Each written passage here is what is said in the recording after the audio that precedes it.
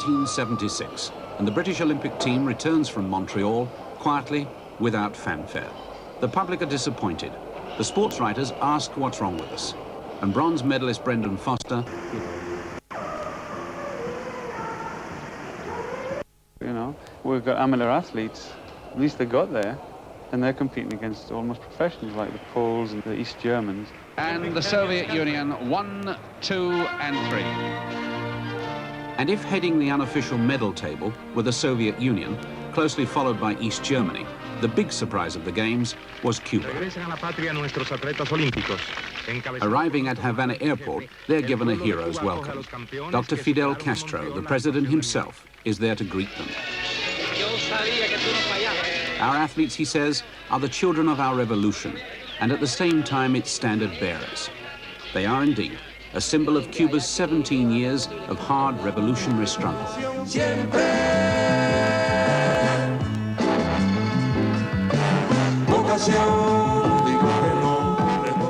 In those years, this small island, its population no larger than that of London, has moved from 53rd to 8th place in the Olympic medal table. Today, among the developing nations, it stands alone. Alberto Juantorena, the first man in Olympic history to win a gold in both the 400 and 800 meters. He was 9 at the time of the Cuban Revolution. Teofilo Stevenson was 8.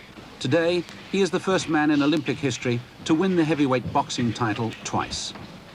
They are the spearhead of an extraordinary explosion of athletic talent. What has made this possible? Well, for a start, the Caribbean has never been short on natural talent. Then, of course, it's an area with a superb all-year-round climate. Now, what has transformed this situation is the grafting on of perhaps the best and most exacting training regime in the world, that of Russia and the East European countries. It's a potent combination. But there is another factor, and that is motivation. And that was something I only really understood when I went to Cuba to see for myself.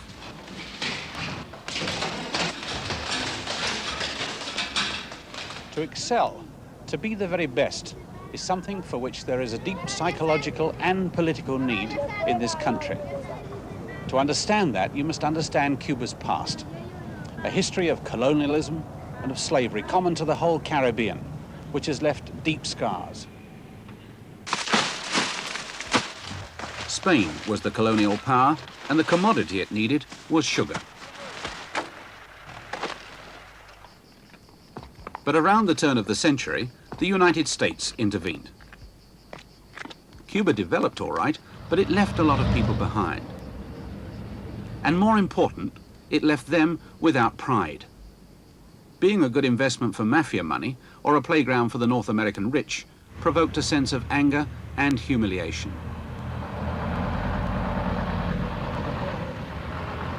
They've changed the name now of the Hilton Hotel in Havana.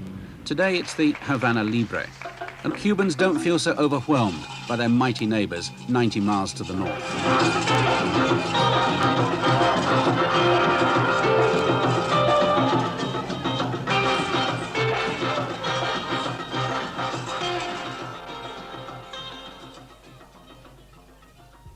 That wasn't the case 20 years ago, under the regime of Fulgencio Batista.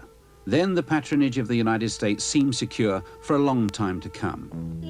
Certainly few imagined that a small band of men and women up in the Sierra Maestra, led by a little-known but well-connected young lawyer called Fidel Castro, would not only change the course of Cuban history, but fire the imagination of the world.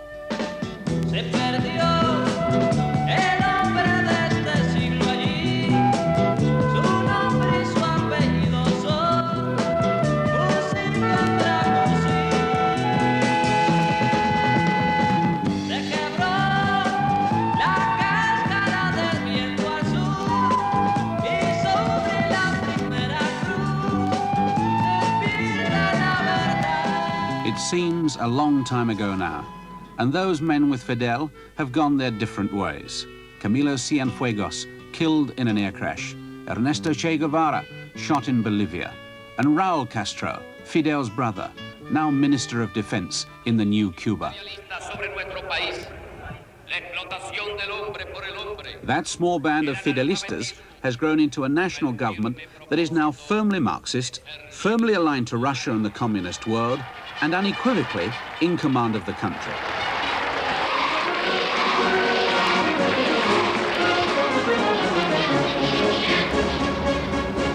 Pull aside the palm trees and you could be in Red Square.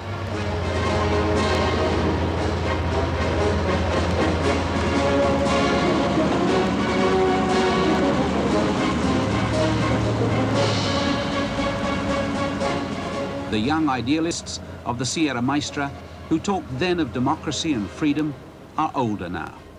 They used to call them Los Barbudos, the bearded ones. Today, Cuba is strictly a short back and side society, and the only beards you're likely to see are on patriotic posters or in government. I wonder, looking at this photo of Fidel Castro as he entered Havana in 1959, exhausted and triumphant, whether he knew what lay ahead, that the road of permanent revolution was going to be hard and austere, and to succeed required the creation of El Nuevo Hombre, the new man, the sort of citizen who would put community before self, state before family.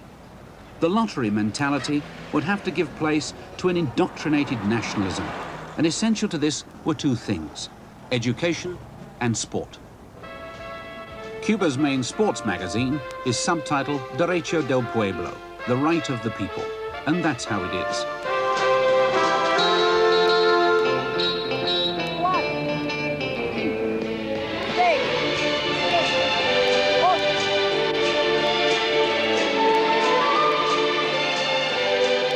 Cuba is not a rich country, and like Britain or anywhere else, it is short of old people's homes and roads and hospitals. But while we put sport and recreation low on our list of priorities, the socialist countries have never done so, and Cuba is no exception. Its investment in sport is excessive or impressive, depending on your point of view.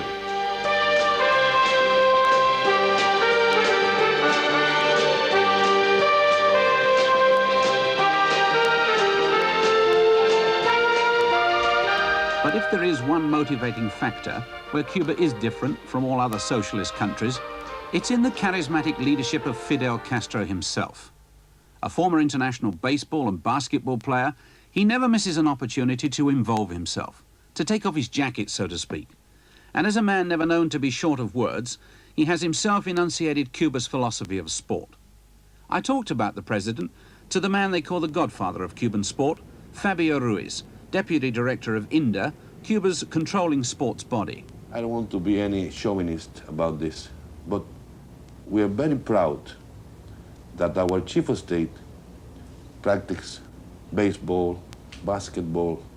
We even participate in an official tournament in 1968 where he participated. And he's the one who has always encouraged us about not only the winning of medals. He sees it as a consequence of the development of physical education and sport as a part of the integral education of our youth. That education begins at birth, or to be more precise, 45 days old. Because it's at that very early age, the authorities will encourage mothers to start gently exercising and massaging their babies, and later, long before they start school, to prepare their children with simple basic activities for gymnastics.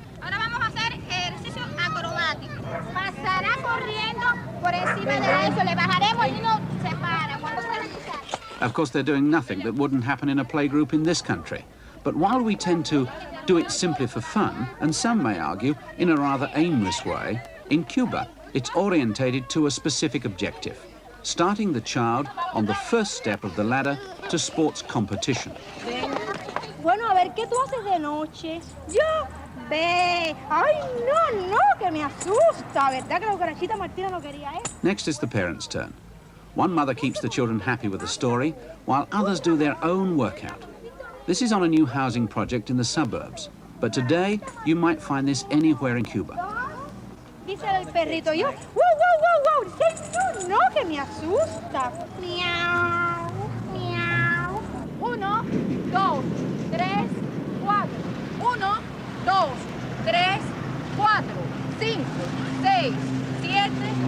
And I must say, I found it admirable. Here, for instance, housewives of all ages, and let it be said, not all with trim figures, weren't at all embarrassed about exercising in Havana's famous Jose Marti Park.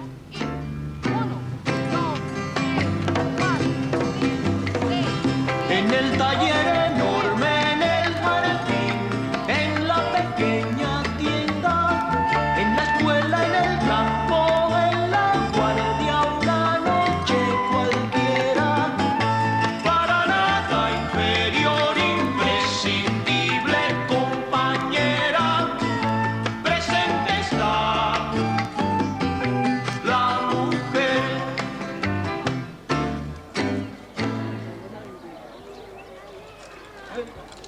Sport, the right of the people, and they really do mean that, whether it's for participants or spectators. Spectator sport may simply be a question of watching on television.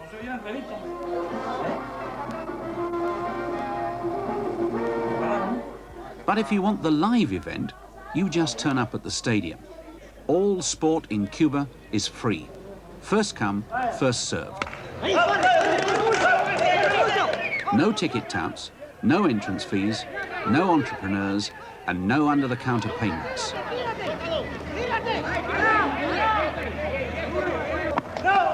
The Cubans are the world champions at baseball, and Havana prides itself on one of the finest stadiums in the Americas. This, though, isn't it. This is the baseball pitch of Havana's Mental Institute, and both the spectators and the players are all long-stay patients.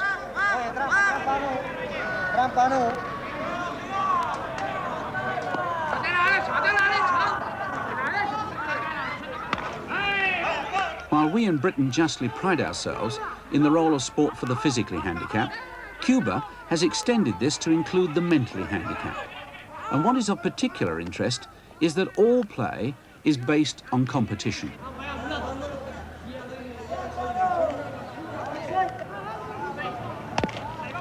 And that brings me to a fundamental difference between the Cubans and ourselves. In Britain, with our philosophy of sport for all, the emphasis is largely on recreation. In Cuba, it's on competition. And, as in sport, so in education generally, competition and the stress on achievement is absolutely fundamental. In Cuba, everyone works or studies. Indeed, not to be engaged in one or other of these activities is an offence against the state. And in one area at least, it seems to have achieved results. A drop in illiteracy from 30 to 4% in 18 years is something that any nation would be proud of. To see this educational system in practice, I went first to Santiago, second city of Cuba and capital of Oriente province, from where so many of Cuba's finest athletes come. It is known as the heroic city. It was here in 1954 that the young Fidel Castro, not long out of university, launched a reckless attack on Batista's soldiers in the Moncada barracks. Most of the attackers were captured, interrogated and tortured. It was early days and they were inexperienced and ill-organized. There were killings on both sides.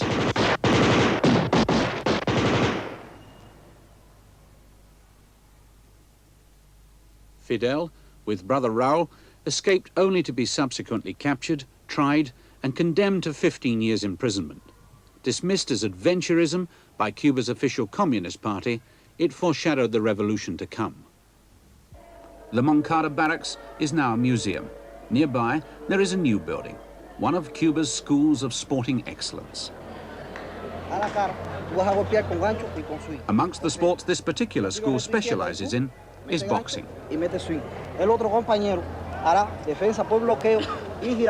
Bernardo Chacon, who is 18, has been selected to study here because this is what he's good at.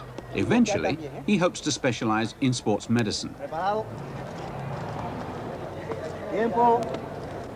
Now, this is something I found most interesting. Here is a young man who, on the basis of merit, is having the privilege of a superior education in a selective school.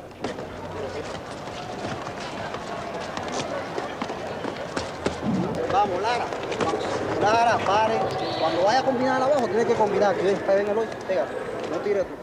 It is usually assumed in an aspiring egalitarian society that the talented would be put with the less talented, so that the general level could be raised. But in Cuba, as in the Eastern Bloc countries, it doesn't work like that. The best students are selected and put with the best teachers, the best athletes with the best coaches.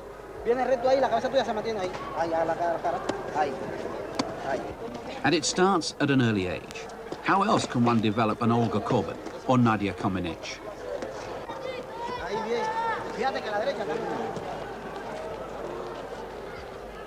For Bernardo Chacon, his sport is not at the expense of his academic work.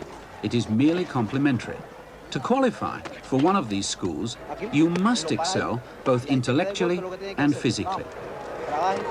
It's often difficult to get across to people in the West that for every student in a Cuban school or university, physical education is obligatory. So although Bernardo may be privileged, even to the point of having extra food, in a country that is severely rationed, he has to earn it.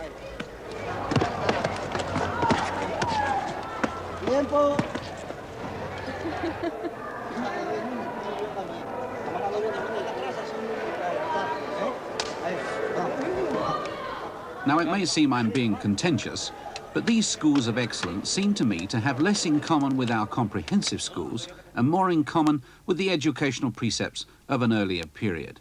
I'm thinking of eminent Victorians like Thomas Arnold, headmaster of Rugby School, who inspired the Baron de Coubertin, founder of the modern Olympic Games, during that era of muscular Christianity. There's also another parallel with the British public schools, and I tackled Fabio Ruiz about this. You are practicing a form of elitism, surely? Well, I don't think so. You see, they really, in the very grassroots level, as you call it, they mix. They work together there in the base, but after they go to a higher level is when we separate those people, because we don't have enough coaches of high level, we don't have enough trainers, enough physical education teachers to keep on going with all that big mass. It's really impossible to do that. Otherwise, if you keep that, the best coaches with the worst participants, you are wasting your quality. To the south of mainland Cuba is the Isle of Pines, where Fidel Castro and his colleagues were imprisoned after their abortive attack on the Moncada barracks. Fidel's sentence was 15 years, but after less than 2 years, as part of a general amnesty, they were all released. Today, the authorities have symbolically removed the iron bars, turned the prison into a museum, and keep their political prisoners elsewhere. Today, they have renamed the island the Isle of Youth, and the 14th of June School is just one of some 30 schools of excellence that have been established here since the revolution. Around the school are acres of citrus groves, and this is another interesting aspect of the Cuban way of education. Maria Chirino is 16, and like everyone else here, she does 2 hours manual work daily, in addition to her 4 hours of study and 3 hours of specialist sport activity. She's lucky though. Not all students work in the sunshine of the citrus groves. They may as easily be on a factory line packing boxes. Nobody pretends this is vocational training. It is, quite simply, part of the national effort. The state has made a giant investment in education, and this is one way in which the student can give something in return.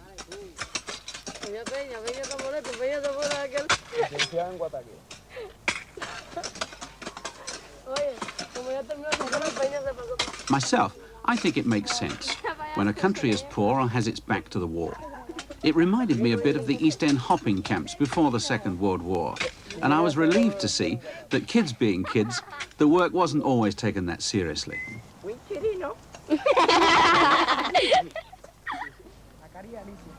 All the schools on the Isle of Pines are residential. And in a country where traditionally family ties are very close, not all parents are happy about this. But most children go home at weekends by special ferry.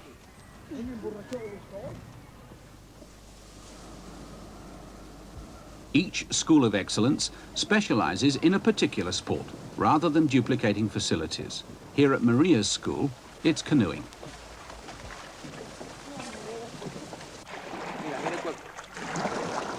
Mira el puño, mira el frente, mira el puño. Vista fija aquí, siempre en el puño.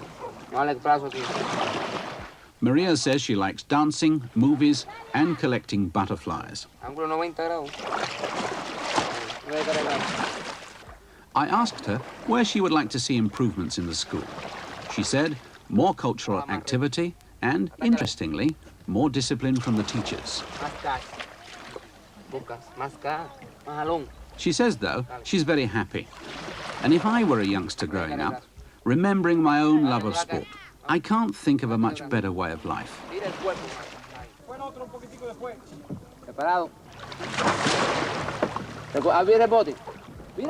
But if you are academically brilliant and quite hopeless at physical activities, what then?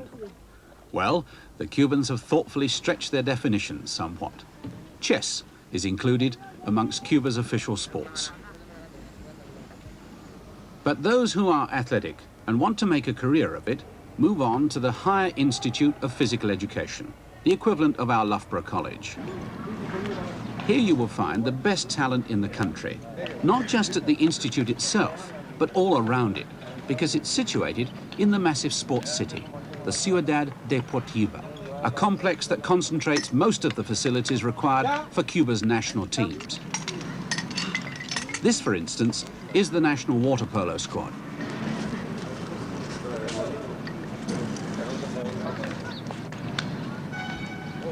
What a wealth of talent there is too. And the reason is simple. Cuba has evolved a system of selectivity that throws its net as wide as possible and makes sure that no one slips through.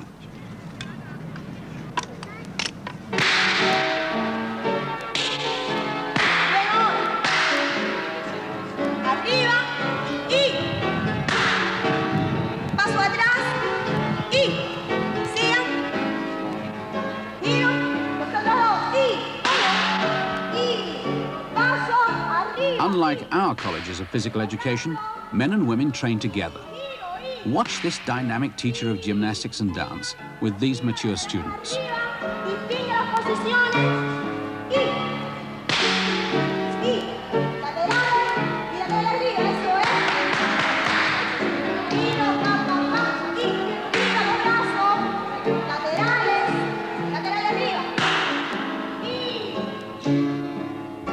Santiago Trujillo, specializing in gymnastics, has already done 4 years of study, followed by teaching in a secondary school.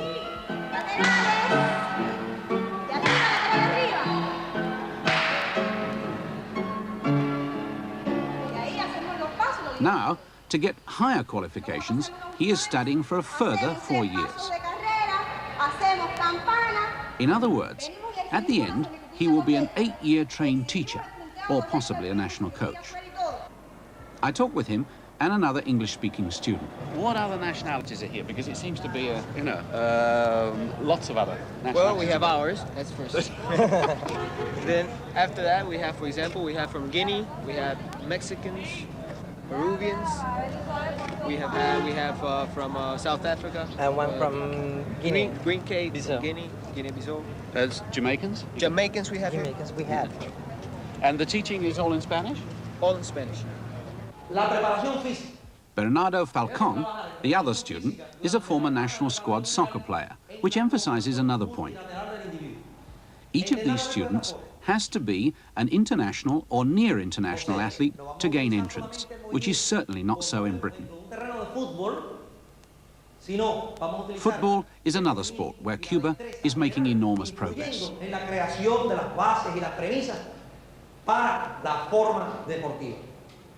The book that you were using to instruct in soccer is a British book. Yeah, of course. It's the FAY to training and coaching. By Alan Wade. Alan Wade, who's a great old friend of mine in college. Yes. He'll be delighted to know. Is this a very good book? Yes, we think that this is a very good and new So the British way of soccer has still got something to show the rest of the world. Yeah, I think that you still have many things to show the rest of the world. Delta, triángulo, delta, músculo, músculo de tipo triángulo. Whether capitalism and the West are in decline or not, the Institute is still not averse to using a few leftover relics from the pre-revolutionary days, such as this jukebox. It's linked to a human cadaver and plays back anatomical information instead of music. Next door to the Higher Institute of Physical Education is the Institute of Sports Medicine. In Britain, we've nothing like it, and I must say I was impressed. Its main job is the preparation, well-being, and testing of the national teams. Here in the Department of Biomechanics, a young aspiring diver is given a balance test.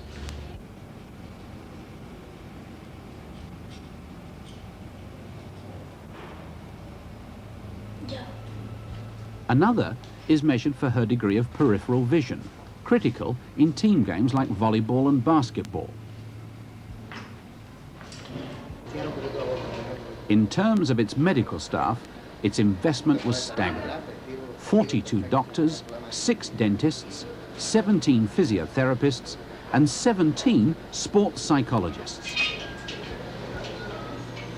I asked these psychologists whether their job was to motivate the athletes. No, they said, that's the coach's responsibility. Our job is to motivate the coaches and tell them what to look for that might affect the athlete's performance. This man is a boxer, and no, he's not having the roof of his mouth removed, though he does look a bit like he thinks he is. This is the first stage of preparing a made-to-measure gum shield. Something that fascinates me is how much all this development is due not just to the revolution, but to the reaction to that revolution by the United States. When the imperialist blockade came up in 1962, before that, we used to buy most of our sport equipment from the United States. Then something unbelievable happened. We have to invent what was invented 100 years ago.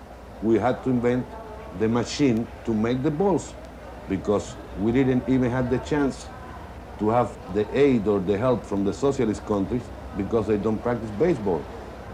And as you know, baseball is our first sport in Cuba. It's the national sport. Today, Cuba produces the officially accepted baseball for the World Championships. Que se acaben de marchar, es lo que más nos conviene, el que menos bultos tiene goza de más claridad. Para la leche que da la vaca, que se la tome el ternero. Para la leche que da la vaca, que se la tome el ternero.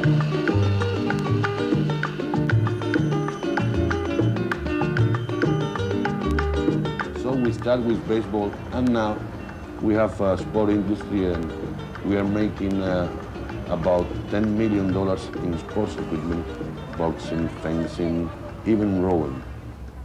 So maybe we have to be grateful to the imperialism on the development of our sport industry.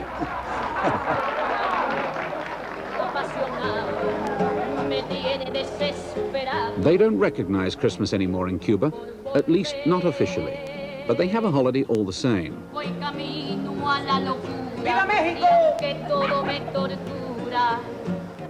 On this occasion, the workers of the sports goods factory had fulfilled their quotas early and had only stayed on so that we could film them.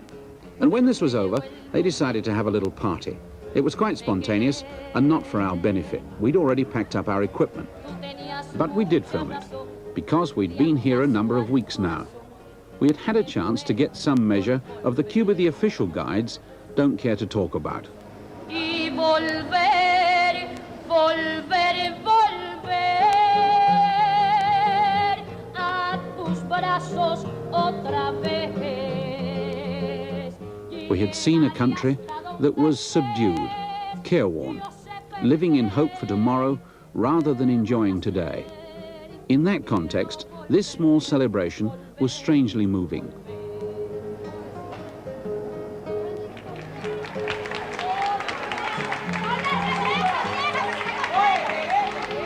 Because the problems here are immense. The investment in social and medical welfare, as with sport and education, is on a prodigious scale. The money for this has to come from somewhere, and most of it comes from Russia, to the tune of £1 million a day. In spite of this, life is austere.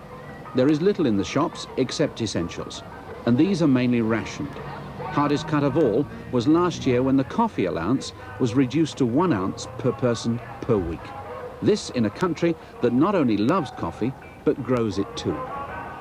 Freedom to criticize this state of affairs is strictly limited. Fidel Castro himself has spelt out the ground rules. Within the revolution, everything. Outside the revolution, nothing. And to make sure of that, every village, every street, every block has its own Committee for the Defense of the Revolution. Con Radio Liberación, desde La Habana, Cuba, primer territorio libre en América, en el año del 20º aniversario del Granma. Radio Progreso, cadena nacional, exactamente. 20 years ago, when Graham Greene was starting his novel, Our Man in Havana, here in the famous Hotel Nacional, the Fidelistas were still in the Sierra Maestra, and Havana's reputation was as a city of corruption, seedy and exotic. Every experienced seaman knew of the famous waterfront they call the Malecon, with its bars and bright lights and beautiful mulatto girls. Now that is all gone, and I don't suppose the average cane cutter or factory worker regrets for one moment its passing. After all, it never was intended for him, any more than was this opulent building in the old part of Havana. Once an exclusive club and casino, today it's used by Cuba's fencers. But if the decadent days have gone, the millennia has not yet arrived. Cubans are painfully aware they have a long way to go. 1 million people left the country after the revolution. Not all of them rich landowners and racketeers. Many were people who had opposed and even fought against Batista, but who subsequently became disillusioned with the direction the revolution was taking.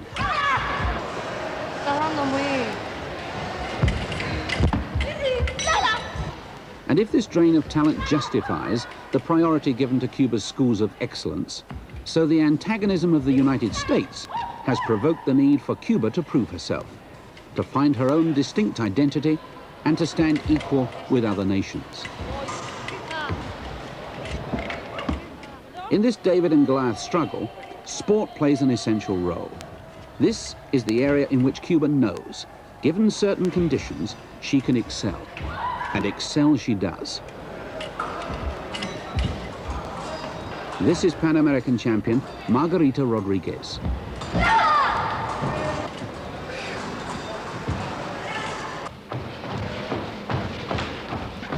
Now, if there is one sport where the rivalry between Cuba and the United States is intense, it's boxing.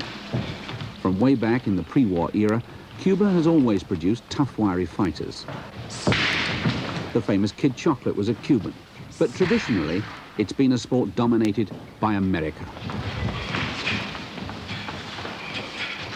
But look around this gymnasium today, and you can see 5 world champions and 4 Olympic gold medalists, and they're all Cuban. Now, I don't claim to be an expert on all sports, but as a former national athletics coach, I do know something about training methods.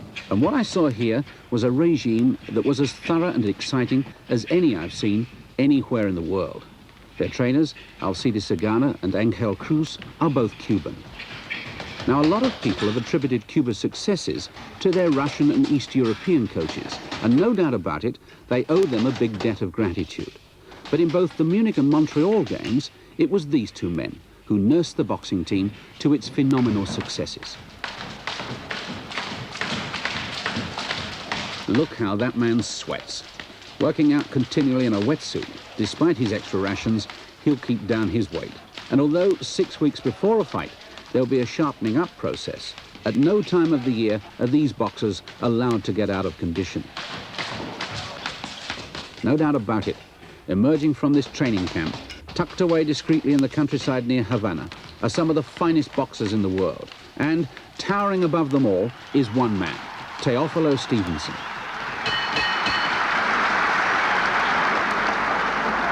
So can the American withstand the hard-hitting Stevenson? Round one. And this burly black American coming into the ring with his left eye cut from a previous contest. A little reminiscent of George Foreman, who won the Olympic gold medal at heavyweight in Mexico City in 1968. But with a fast punch that destroys. Stevenson's got him with the right hand, and he staggers over to the ropes, and I don't think his legs allowed him, they won't. Down on the seat of his pants, looking up at the referee and not knowing what's going on. He's counted out in the first round. Stevenson's done it again. And once again, American heavyweight hopes are blasted out of the Olympics by this remarkable Cuban heavyweight, Teofilo Stevenson. Teofilo Stevenson was born near the sugar factory in the small village of Delicias in Oriente province 25 years ago. His father came to Cuba in 1923 from the island of St. Vincent to find work as a stevedore. Today, he is retired and keeps a cow, a couple of goats, and a few chickens. The house he lives in is his son's and was a gift from the Cuban government in recognition of his services to the state. Teofilo himself isn't often at home. Most of the time he's in Havana, either training or studying, a course in electrical engineering. It's a relaxed, happy household, and like most West Indian families, there's plenty of aunts and cousins and old folk around. But if the family hero is young Teofilo, the boss is still Mr. Teofilo Stevenson Sr. At 76, he can take a long view of how Cuba has changed since the revolution. It's as far as the east from the west. Those days, comparing with today, there was no help. But today, for instance, my boy, he studies boxing, he reads it, and then he went to the stadium with a boxer he practiced. When he's not training, he comes here, he goes and comes. He lost the first fight, but the return bout with the same fellow, he won it, and he continued fighting. Then the chief or the representative in the province, he came to my home and he spoke to me.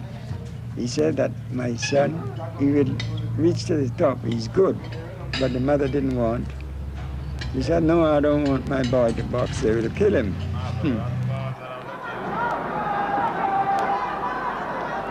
Oh, what a good right uppercut. That's typical of Stevenson's work. That's what we saw in Munich, and that man's not going to get up, believe me. Mamadou Drama of Senegal counted out 58 seconds into the second round. Throughout his career, Teofilo Stevenson's mother has never seen him fight. The television, she doesn't look at it. Now, here by radio, she wouldn't listen to it. When the fight is over, well, she looks at the other fight, but not at her son. She doesn't want to see it. And this is certainly one of Stevenson's off nights with a vengeance. Oh, he's got it, right hand. Oh, as soon as one says that, he produces it. And he's staggering like a drunken man, as so many of Stevenson's opponents do after one punch. Oh, and the towels come in from the Romanian corner. They don't want to see any more. Well, I don't.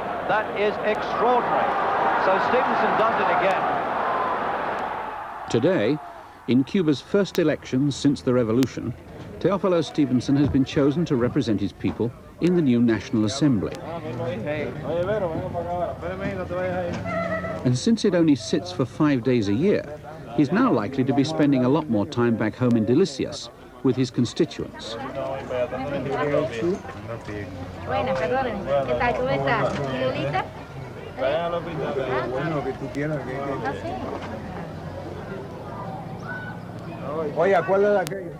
There is no professional sport in Cuba, but for a long time now, American promoters have wanted to see a fight between Stevenson and Muhammad Ali. Recently, he was offered $1 million to fight various American professionals. His immediate response was, what is $1 million US compared to the love of 8 million Cubans? Resistance to professionalism in sport, at least as they interpret it, runs very deep in Cuba. We think that a professional sportsman is sort of a merchandise. I mean, you can sell him, you can buy him. It's not part of our philosophy.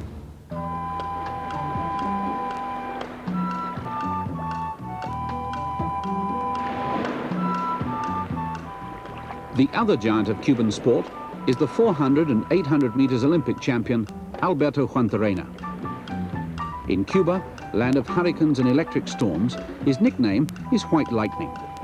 Amongst his close friends, though, familiar with his enormous appetite, huge stride length, and massive physique, he's known simply and with affection as El Caballo, the horse. O sea, el manual de Lomo Noso y el de Humberto Pérez, hay criterios dispares en cuanto al comportamiento del salario real a largo plazo. Juantorena is reading for a degree in economics at Havana University. Es de la opinión de que el salario real tiende a disminuir. He studies from 8 to 1 in the afternoon, when he's taken by chauffeur-driven car to his training. He follows an extremely demanding program, and of course, he's often away for competitions. It is true that the high-level athletes, they have a very tight program if they are workers, if they are students, to really be good. That is all over the world. What we do is we discuss with the universities and we tell them the technical program for Juantorena is this. How can we match it with his academic program?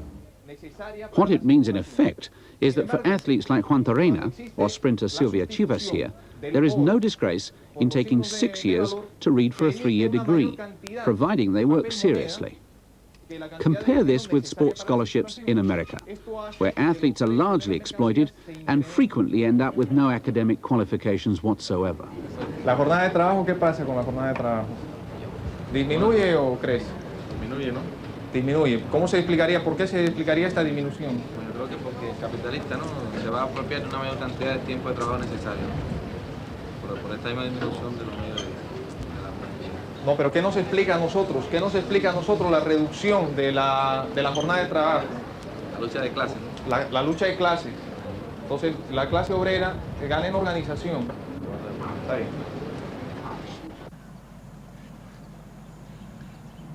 This is Havana's golf course. It's a place, like the famous Tropicana nightclub, that has survived the revolution in spite of its associations. Established many years ago by the expatriate British colony, it still has, believe it or not, a portrait of the Queen hanging in its clubhouse. Alberto Juantorena comes here 3 times a week to train. The basis of excellence in running is, of course, running, mile after mile of it.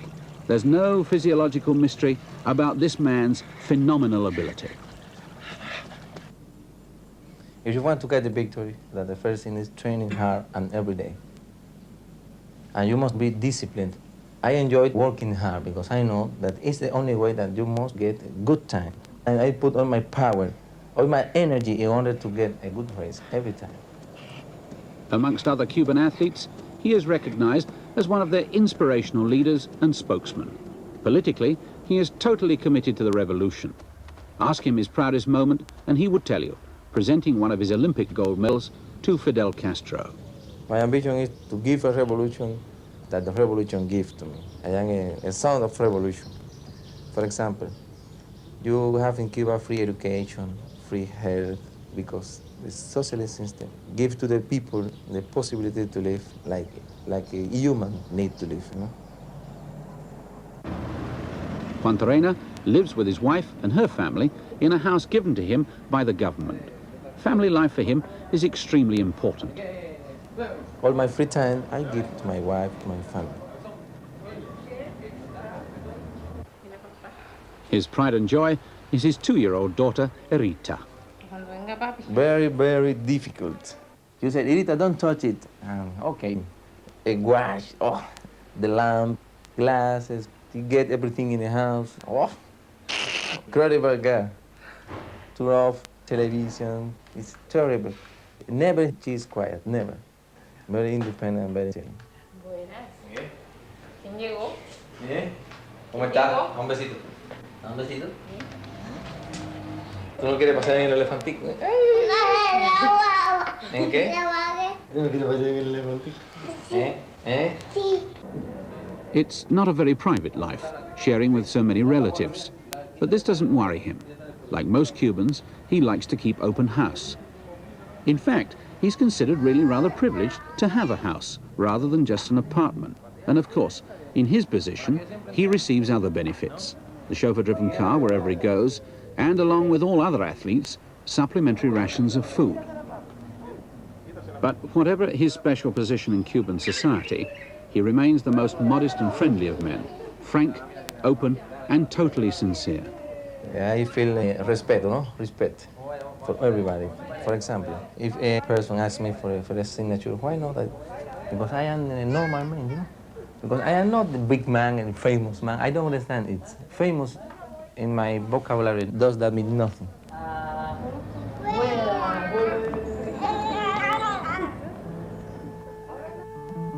At Havana's Pedro Marrero Stadium, the warm-up, like anywhere else in the world, is relaxed and good-humored. During the winter, in his build-up for the season, Juantorena works on a 3-day rotation of beach, grass, and track running.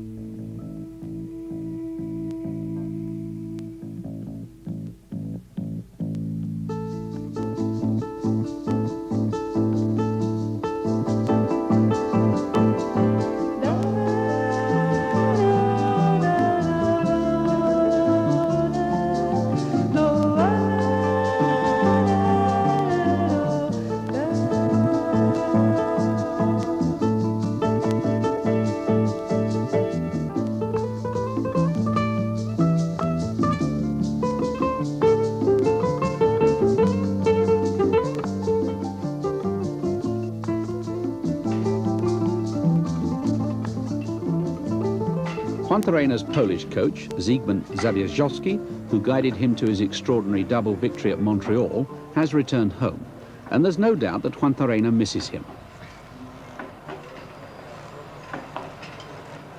But he has also established a good relationship with his new Cuban coach, Jorge Cumberbatch.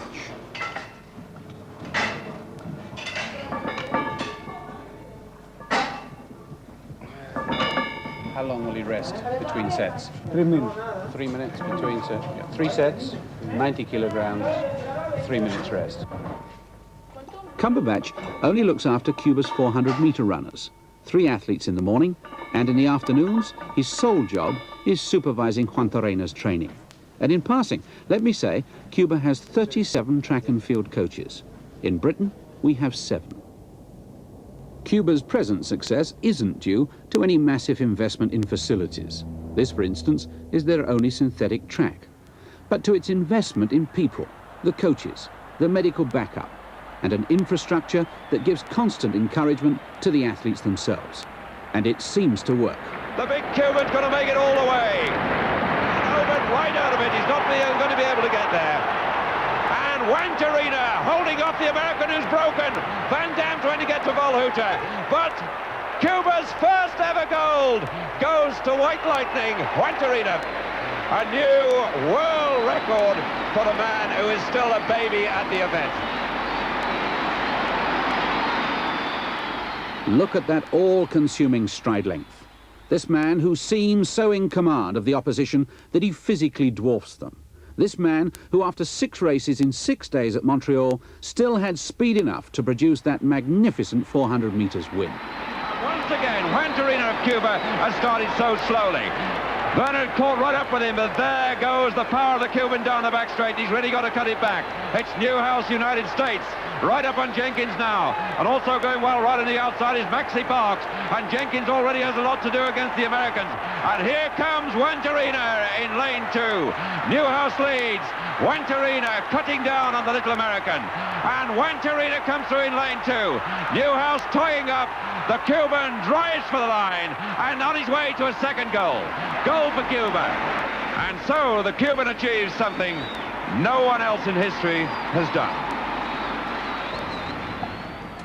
Whatever other reservations I may have about Cuba, and there are many, if I were living in the third world and looking for an identity through sport, certainly Cuba is the country I'd look to.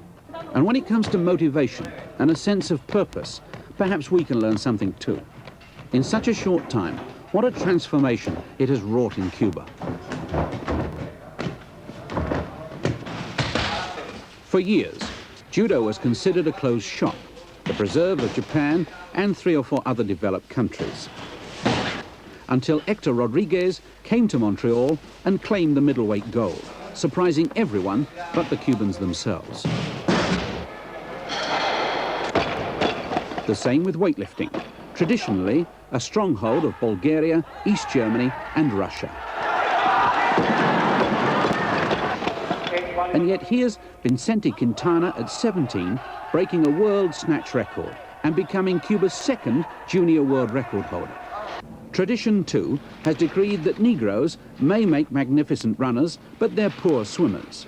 Cuba attributes that to a lack of opportunity and, to prove a point, now have the 4th best water polo team in the world. Segundo grupo. It was Fabio Ruiz, the godfather of Cuban sport, who suggested to me that this was just the beginning of Cuba's sporting revolution. Give us another 4 years and the inspiration of being in Mother Russia at the 1980 Olympics, and you'll see what I mean. Vamos, rápido, Maura. Vamos, vamos, vamos, señores, vamos, vamos. Rápido, María. Watching their women's volleyball team in action, I have a feeling he may just be right.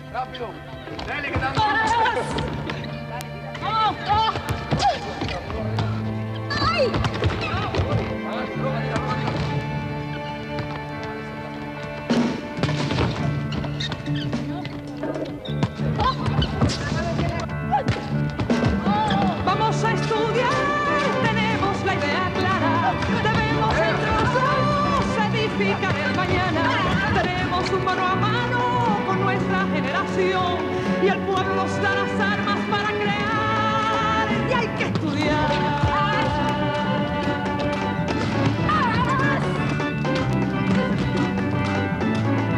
Vamos compañeros, se está imponiendo un deber, porque no hay peor ciego que aquel que no quiere ver. Damos un paso adelante haciendo revolución, ligando con el trabajo